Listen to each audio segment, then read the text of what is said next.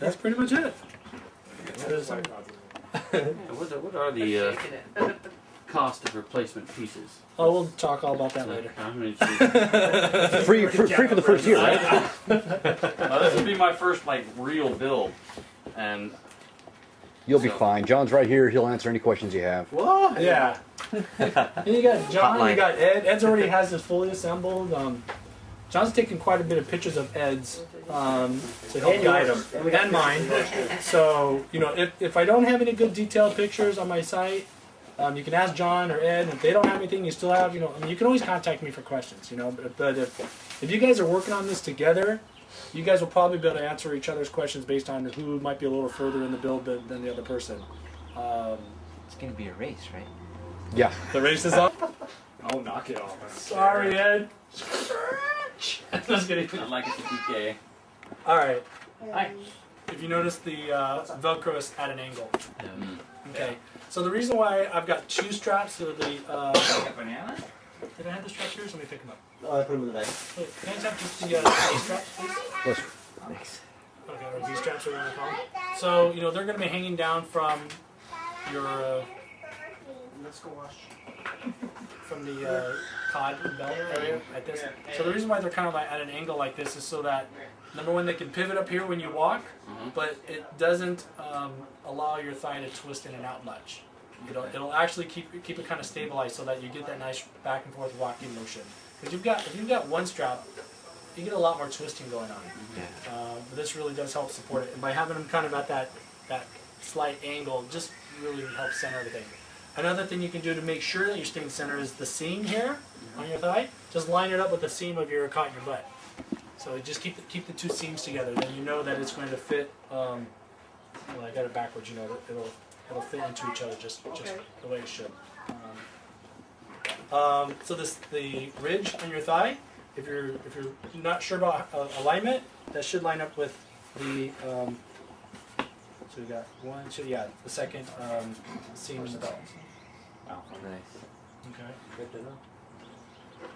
But more or less, if you line up your seams here, you know, the two halves from the front and the back, that's where your straps are going to line up, and if that's in place, then that should pretty much be in place too. So I've already told you about the suspenders being turned inside out, so you can fasten those. The screws, the holding the boxes, the alignment, the tabs. This, the arms, the comp pad. The comp pad, you can glue it on with CA glue again. You don't have to cut out the area on the comp pad. Where's a forearm and a comp pad? Alright, thank you. So it's indicated where it's going to go. And I've already kind of slightly flattened it out. What I would do is, you're going to want to file out these four areas, get it kind of nice and cleaned up. This one stays solid, so don't cut that out. The smaller one, don't cut it out. And the bottom side here, just take it to like sandpaper flat on the table. Sand it where it's nice and even as well. So this is just going to glue here. It's semi-flexible, you can see. There's, you know, there's curve, but it's flexible. Oops, I'm trying to hold it and press at the same time. If you absolutely feel like you need to heat this up, you can with the heat gun just for a little bit, not for a long period of time. But if this is warm from the heat gun, when you go to use the CA glue, it's going to like kick really fast. That CA glue stuff reacts with heat or the spray. So just have that in mind. So if this is hot and you go to stick it, it's not exactly where you want it. It's going to live there if you've got the CA glue. And then that's pretty much it. This will become your comp pad. So this is, you know, mounted from the outside. You mentioned about the light up stuff. That's something that I'm working on. It'll be later, which at that point you can always then just cut out this area because the light up comp pad unit will be mounted from the inside. So you won't. There's no reverse steps at all. Whatever you do here is fine. You're just going to end up cutting those square holes later and mounting it from the inside. So it's not like you go, I need another forearm because I want to light up now. No. Yeah. It's just another step to do later. That's all. No reverse engineering there.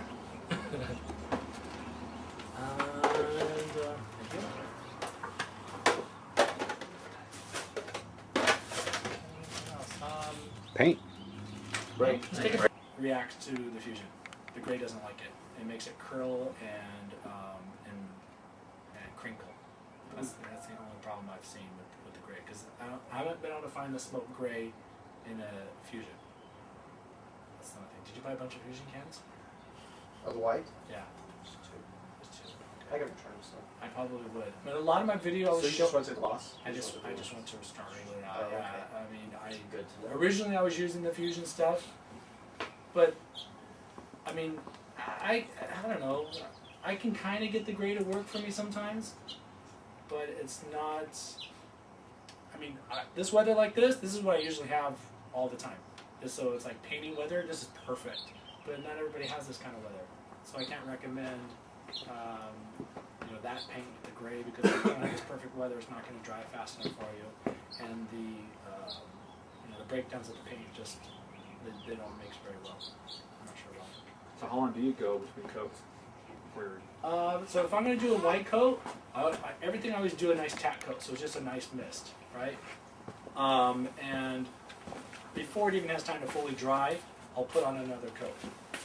Let that sit for maybe 2-3 minutes, depending on how hot of the day it is. I don't ever let it fully dry, and I put on another coat. And I kind of make sure that I've got at least good 3 to 4 solid white coats, especially on the helmet.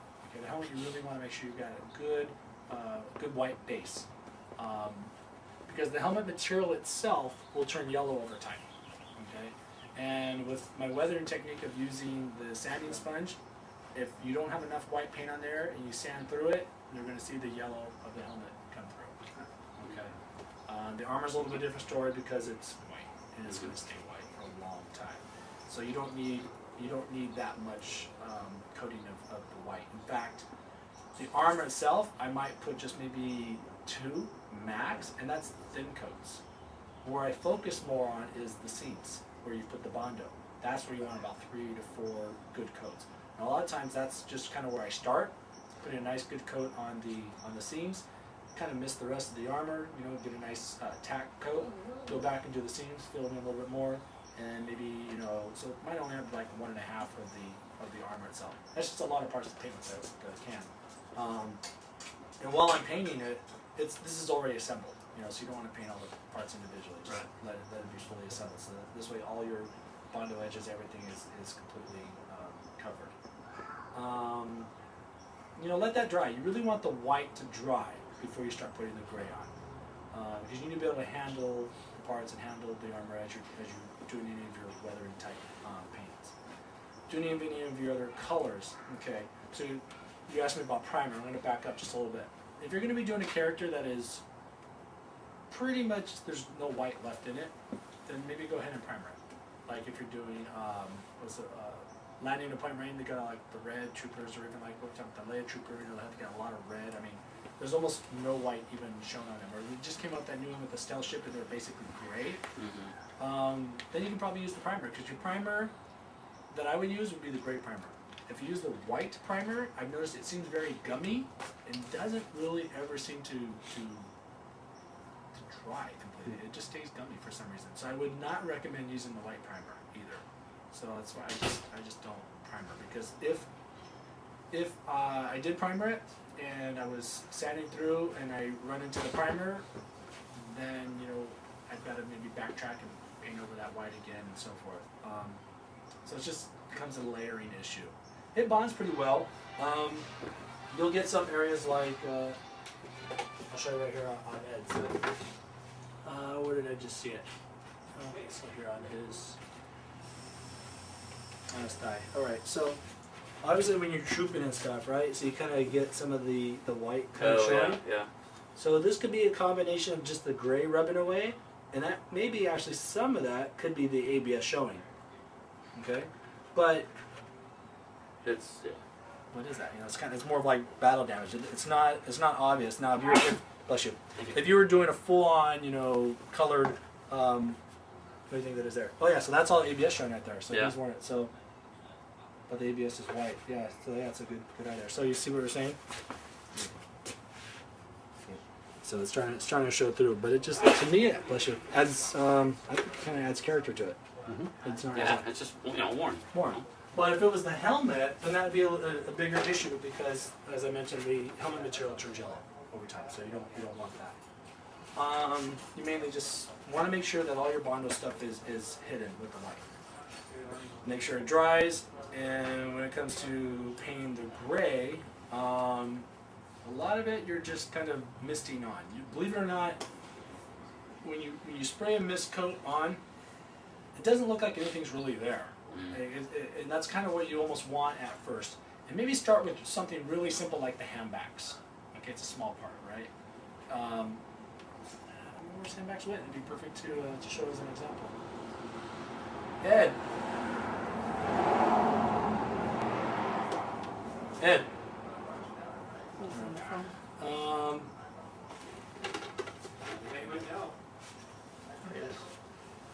Hey Ed, do you have any handbacks? Yeah, they're in there somewhere. They better be. In your bag or no? No, they should just be loose somewhere.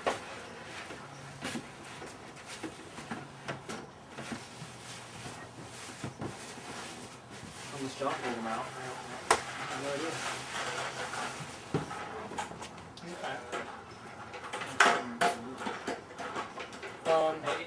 Oh well, I would just say I'd probably just recommend starting with the handbacks because the ridges that it has here, if you're using a sanding sponge like this, it's really kind of cool because if this was painted white and you had the gray, right, and if I went to sand over, the lower recess areas is where the gray is going to stay, and that's what's going to start making it look like it's popping, like it's going to give that visual three-dimensional effect even stronger. Because you figure if the gray is grime and grease always stays in the lower recessed areas where you can't really just easily wipe it off. That's kind of what this does. Is it just kind of leaves it in those areas.